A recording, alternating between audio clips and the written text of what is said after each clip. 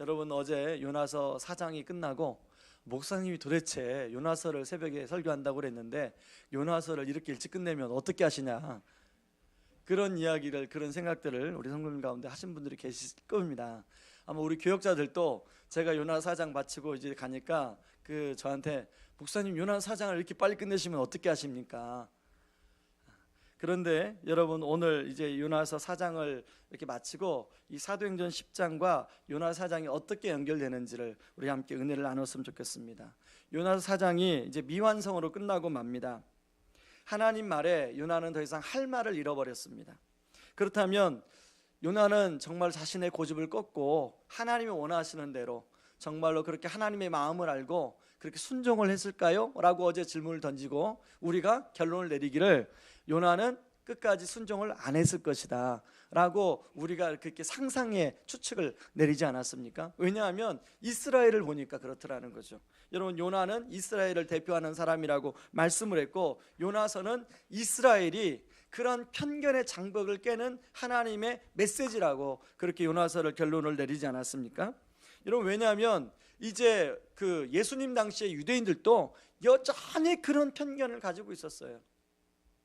여러분, 심지어는 예수님이 십자가에 죽으시고 부활하심에도 불구하고 많은 유대인들 안에 그러한 생각을 내려놓지 못하고 있더라는 것입니다. 여러분, 사도행전 1장 8절을 어떻게 말씀하고 있습니까?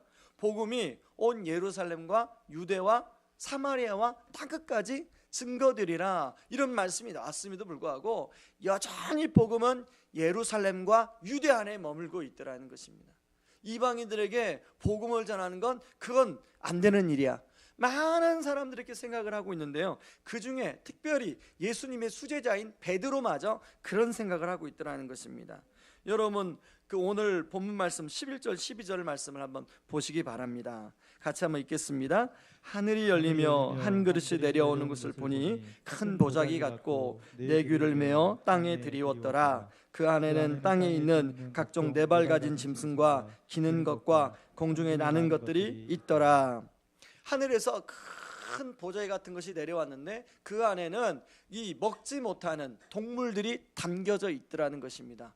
그런데 하나님께서 환상 중에 그걸 보여주시고 베드로에게 하는 얘기가 뭐냐면 이것을 먹으라, 잡아먹으라, 베드로한테 이렇게 이야기하는 것입니다. 그랬더니 베드로가 하는 말이, 나는 그렇게 깨끗하지 못하는 그런 음식들을 도저히 먹을 수가 없습니다. 그랬더니 하나님께서 한 번도 아니고 두 번씩이나 또 세 번씩이나 말씀하고 있더라는 것입니다. 그 두 번째 말씀할 때는 14절에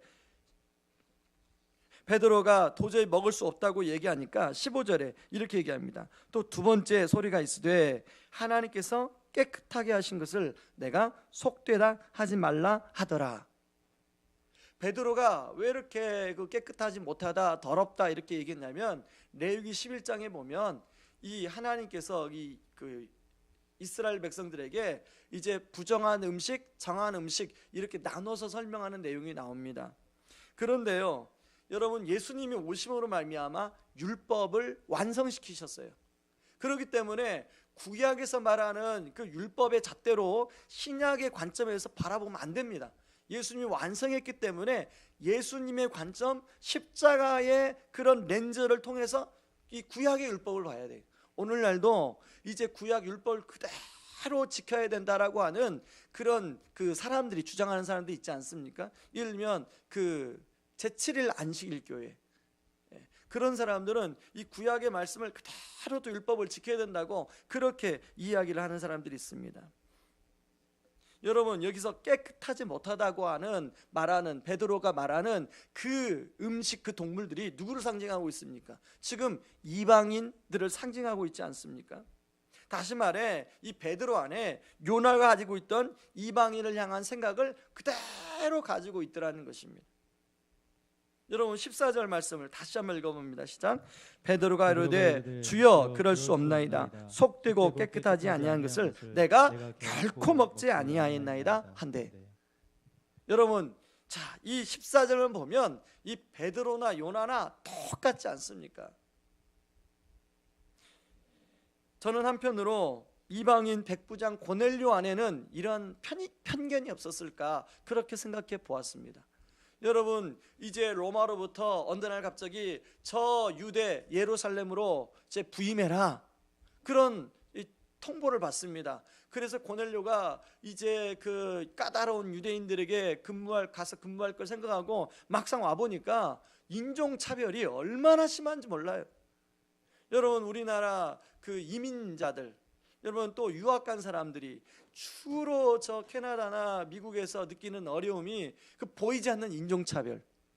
겉으로는 인종차별이 없어요. 그런데 가서 살면서 느끼는, 이 일상에서 느끼는 인종차별, 그게 심하다 보니까 때로는 참 많은 어려움을 호소한 걸 들을 때가 있습니다.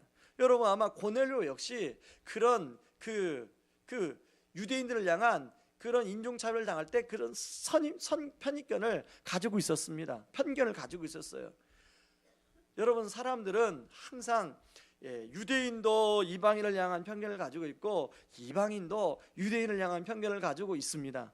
여러분, 예를 들면 히틀러가 유대인을 향한 편견 때문에 그 홀로코스트, 그 유명한 거 아닙니까? 60만 명이나 학살을 했어요.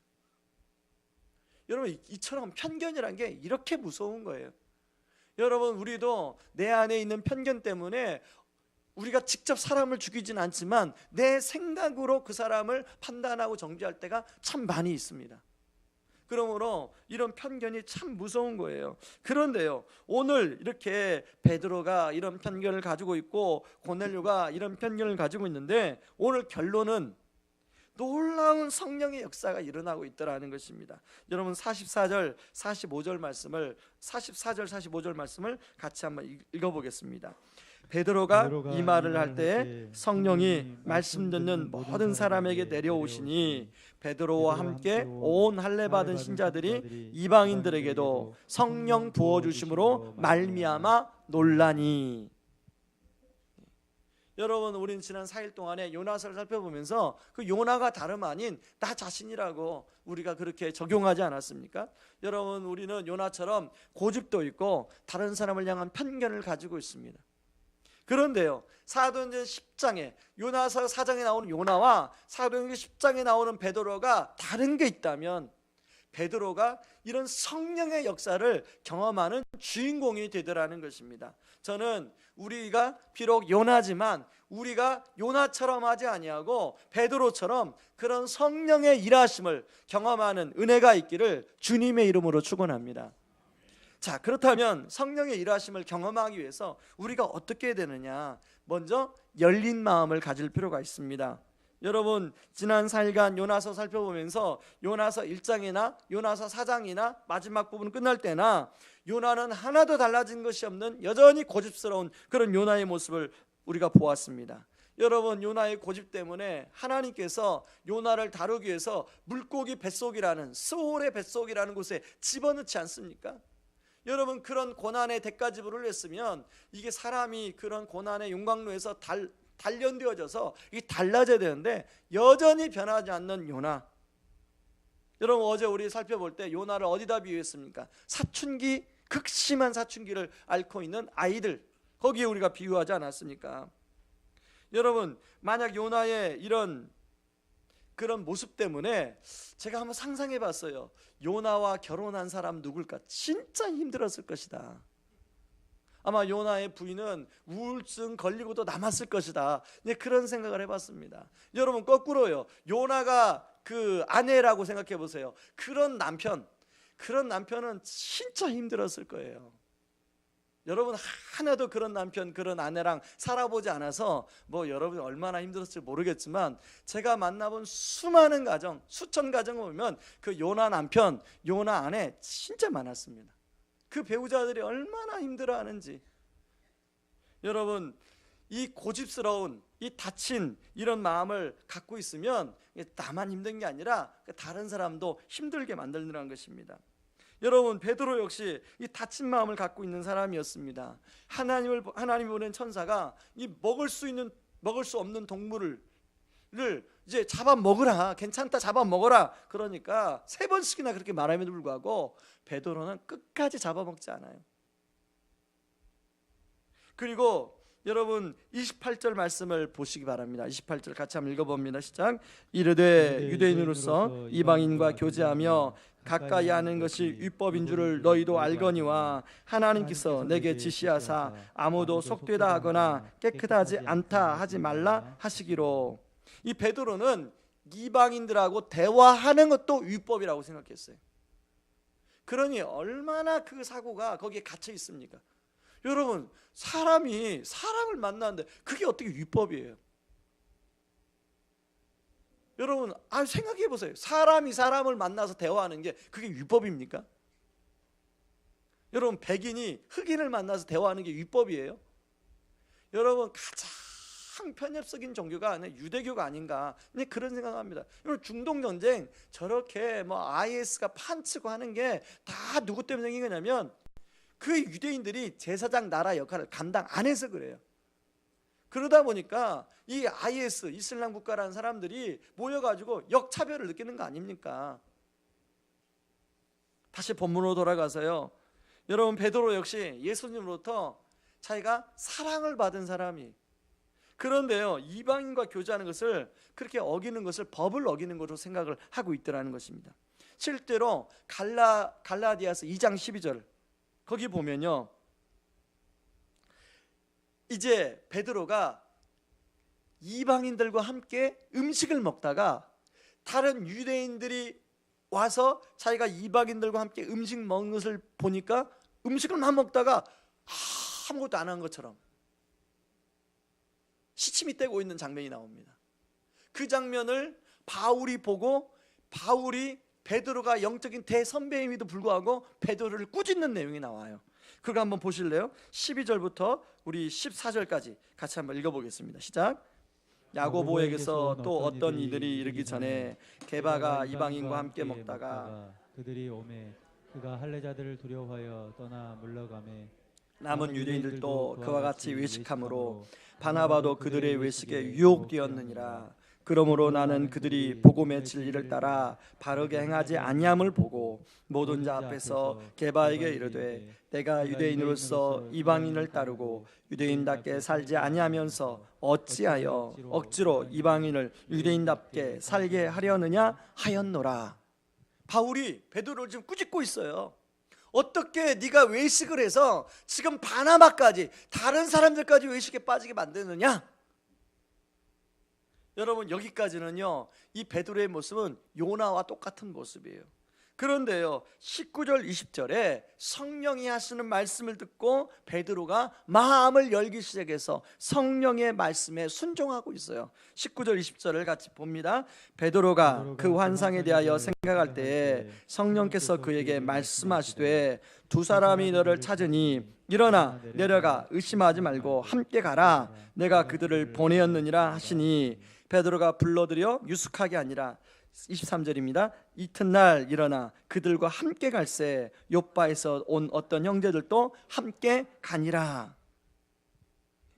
베드로는요 성령의 인도하심을 따라 이제 고넬료와 그의 가족에게 가서 복음을 전하는 내용이 나와요. 그게 36절부터 43절까지 내용입니다. 그런 베드로가 이제 복음을 36절부터 43절까지 복음을 전하는데 이 복음을 전하기 전에 이제 욥바에 있는 자기 친구들하고 함께 이제 고넬료의 가정에 갔습니다. 고넬료의 가정에 갔더니 고넬료와 고넬료의 친구들과 그의 가족들이 베드로의 말씀을 들으려고 기다리고 있는 거예요. 그것을 보고 베드로가 무엇을 깨닫냐면 이 진짜 중요한 걸 깨닫습니다. 여러분 사도행전 10장 34절 35절이에요. 같이 읽어봅니다. 시작. 베드로가 입을 열어 말하되 내가 참으로 하나님은 사람의 외모를 보지 아니하시고 각 나라 중 하나님을 경외하며 의를 행하는 사람은 다 받으시는 줄 깨달았도다. 굉장히 중요한 사실입니다.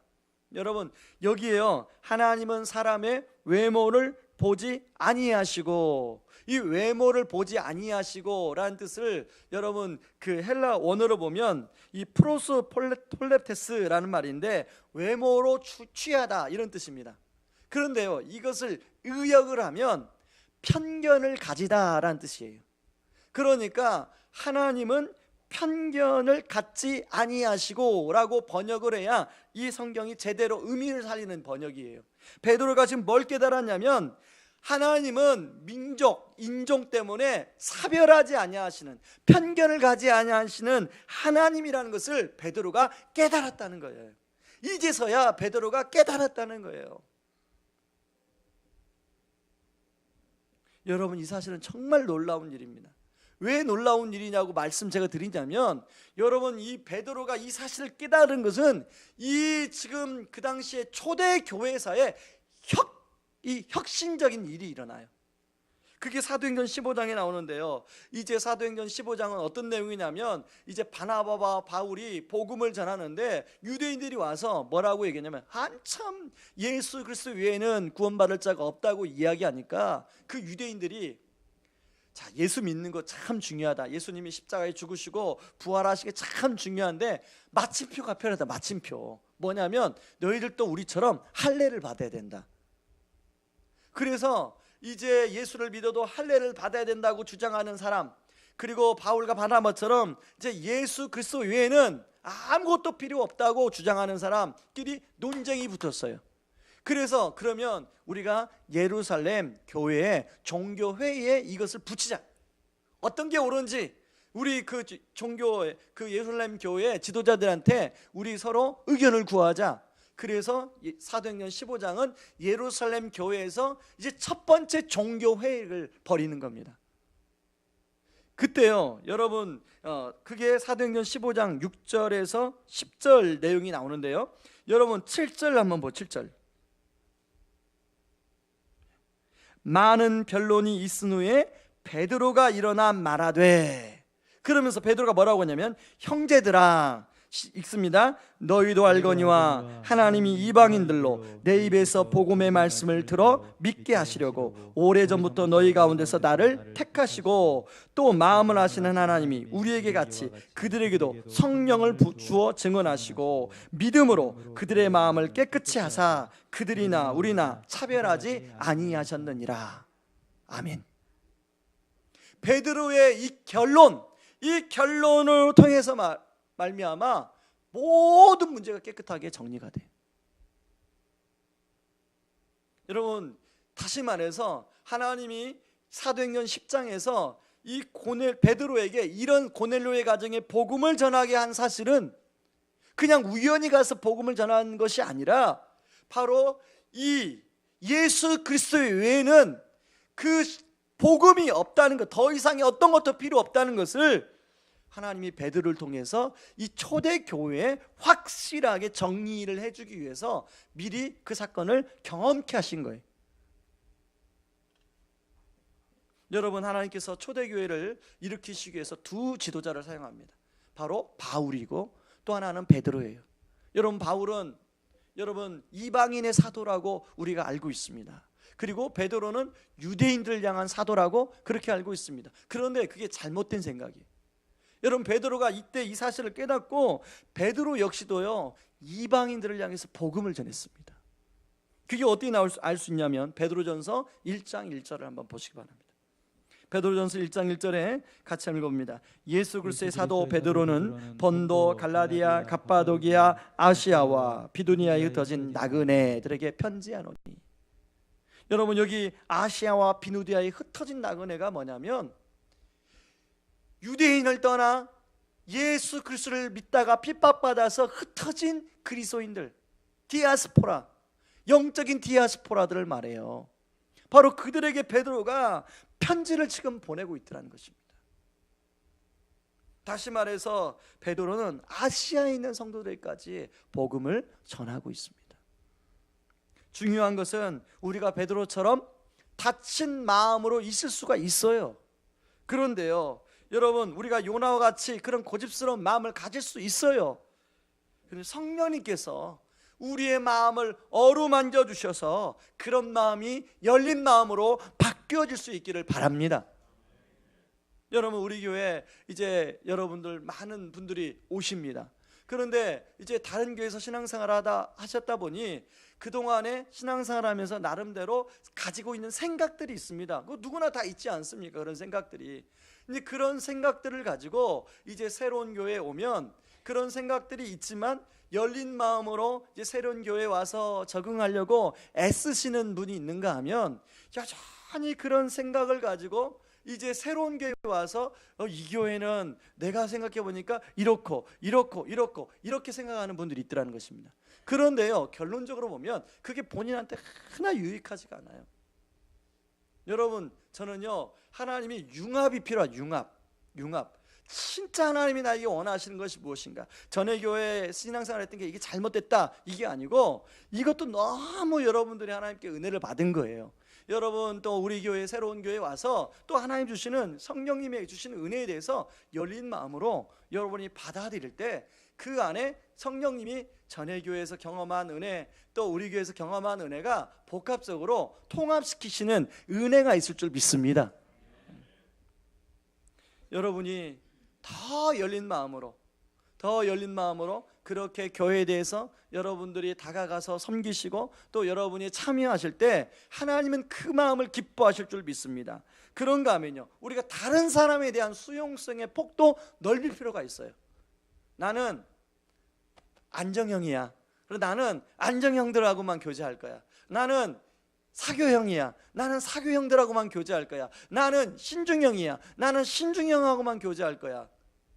여러분, 그런 생각을 한 성도님들이 없겠지만 여러분, 간혹 보면 이렇게 나름대로 자기가 어느 정도의 틀을 생겨놓고 나는 이런 사람들하고만 교제하고 싶어, 이런 게 사람마다 다 있습니다. 이렇게 다 있어요.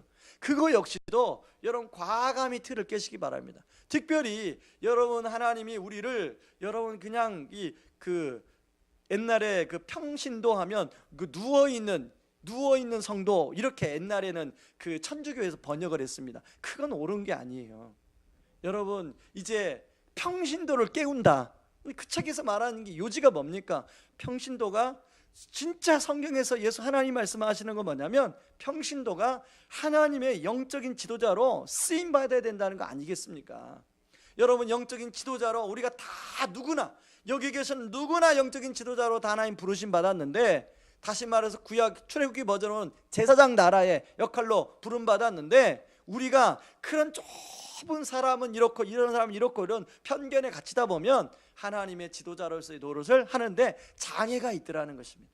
여러분, 편견을 깨시기 바랍니다. 그래서 사는 사람을 향한 수용성을 더욱더 확장할 수 있기를 바랍니다. 여러분, 나이가 들수록 여러분 수용성은요 반비례한다는 사실 아십니까? 이게 그냥 만고의 진리예요. 나이가 들수록 수용성은 반비례해요. 여러분, 우리가 생각할 때는 내가 더 이제 지금 내가 우리 청년들 여기 20대니까 30대, 40대, 50대는 더 수용성이 넓어지겠지, 이렇게 우리가 생각할 수 있지 않습니까? 그런데요, 여러분, 나이가 들면 들수록 특히 50이 넘어가면 생각이 이게 과학적으로 이게 증명된 겁니다. 생각이 사람이 뇌가 굳어진대. 그렇기 때문에 이 뇌가 굳어지는 뇌를 더 수용적으로 만들기 위해서는 우리가 어떻게 해야 돼요? 운동을 해야 돼요. 운동. 하나님 말씀으로 자꾸 이 굳어지는 나의 뇌를 운동을 시켜서 수용성의 폭을 더욱더 넓힐 수 있기를 바랍니다. 여러분, 어제 제가 새벽기도 마치고 이제 그 아침에 있는데 그 전화가 한 통이 걸려왔어요. 여러분, 혹시 기억나시나요? 이 광교 지구촌교회 김인환 목사님 작년에 우리 교회 수련회 메시지를 한번 하러 오셨잖아요. 김인환 목사님이 이게 이제 요즘 최근에 다시 만나게 됐습니다. 그래서 정기적으로 제가 여름에 그 교회에 이제 그 탐방을 갔다가 들켰어요, 목사님한테. 그래가지고 그게 계기가 돼서 다시 그 목사님하고 정기적으로 이제 교제를 하고 있는데, 그 목사님이 제안하기를, 목사님, 우리 40대에 교단을 뛰어넘어서 좀 의식적으로 목회하는 우리 목사님들 좀 서로 모여서 서로 좋은 이 한국 교회를 위해서 좋은 서로 격려와 도전을 주는 그런 모임을 한번 좀 만들어 봅시다. 그런 제안을 하시는 거예요. 그래서 이미 그 만나교회 김병삼 목사님, 큰 교회 아닙니까? 그 김병삼 목사님도 합류하기로 하셨다는 거예요. 그리고 또 어느 교회 목사님이 합류하기로 하셨다는 거예요. 그래서 보니까 한 7분의 목사님들을 이제 교회하신. 근데 7분인들이 다 가장 큰 맞이가 64년생, 그 65년생, 그리고 67년, 68년, 70년 뭐 이런 목사님들이 이제 보니까 그 안에 침례교도 있고 감리교도 있고 장로교도 있고 교단을 뛰어넘어서 우리 한번 만납시다. 그래서요 10월 24일은 우리 교회에서 만나기로 했습니다.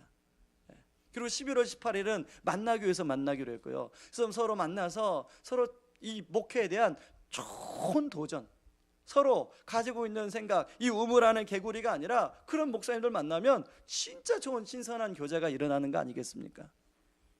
여러분, 제가 노예 어디 노예에서 소풍 간다, 어디 노예 부부들 어디 간다 그러면 절대 저는 안 갑니다. 이번에도 시차를 갔더니 목사님 이번에 가는데 안 오십니까 하는데 제가 가장 막내거든요. 안 가면 눈치 보여요. 그런데도요 제가 맞을 각오를 하고 안 가요. 물론 가면 다 도움이 되겠지만 제가 이제 다른 것 때문에 갈 수 없다고 말씀드렸는데 저는 좋은 목사님들하고 만나서 제 이 우물 안에 갇혀 있는 이 목회적인 생각들을 많이 깰 수 있기가 기대가 됩니다. 그런 기대가 돼요. 그래서 여러분들도 더 많은 이 수용성을 넓혀서 그렇게 수용성의 폭을 넓혀갈 수 있기를 주님의 이름으로 축원합니다. 그런가 하면요, 여러분 차별의 벽을 넘어서는 용기가 필요합니다. 여러분, 당시 유대인들이 이방인을 생각할 때 그 베드로가 말한 것처럼 이방인들은 깨끗하지 못한 사람들, 이방인들은 우리와 상종하지 못하는 사람들 이렇게 구별했다면 거꾸로 여러분 이방인 고넬료 입장에서 그 차별을 느끼지 않았겠습니까? 여러분, 사람이 어떤 차별을 느낄 때 어떤 마음이 드십니까? 여러분, 어떤 공동체에 내가 이렇게 들어가려고 했다가 그 공동체에서 약간 나한테 막을 치는 것 같다 그러면 어떻게 여러분 느끼십니까? 그 공동체에 들어가는 걸 주저해요. 아마 이 고넬료도 그랬을 것입니다. 오히려 고넬료가 이제 그런 걸 느낄 때마다 그래, 나한테는 힘이 있지, 나한테는 권력이 있지, 니네들 한번 당해봐라. 그리고 고넬료가 그 유대인들을 못 살게 굴었을 수 있었을 거예요. 근데 고넬료는 그렇게 하지 않습니다. 권력과 힘을 남용하지 않고 오히려 자신을 차별하는 유대인들의 종교를 받아들이고, 그리고 항상 하나님께 기도하면서 자신만이 아니라 온 집안이 하나님을 믿도록 하고 있더라는 것입니다. 그리고요, 이 고넬료가 더 잘했던 게 뭐냐면 그 어려운 가운데 있는 유대인들을 구제하는 일을 했다는 거예요. 그래서 사도행전 10장 31절에 보면 말하되 고넬료야, 하나님이 내 기도를 들으시고 내 구제를 기억하셨으니. 여러분, 이런 고넬료의 모습은 누가복음 7장에 나오는 예수님께 칭찬받았던 백부장의 모습을 생각하게 합니다. 여러분, 누가복음 7장에 예수님이 이 백부장을 칭찬할 때 그 백부장의 종이 병들지 않습니까? 그랬더니 유대인의 장로들이 대신해서 예수님께 가서 건의를 해줘요. 이야기를 해줘요. 이건 진짜 기적 같은 일이에요. 여러분, 아까 그랬잖아요. 베드로마저도 유대인들과 대화하는 것, 만나는 것이 불법입니다 라고 생각했는데 유대인의 장로가 백부장의 종이 병들었다고 대신 예수님께 가서 이야기해 주는 것, 이건 기적 같은 일이에요. 그건 뭐냐면 그 백부장이 그만큼 유대인의 장로들의 마음에 들었다는 거예요. 모든 차별의 장벽을 뛰어넘어서 그들을 헌신적으로 섬겼다는 거예요. 여러분, 저는 오늘 본문에 나오는 고넬료도 그러지 않았을까 생각합니다.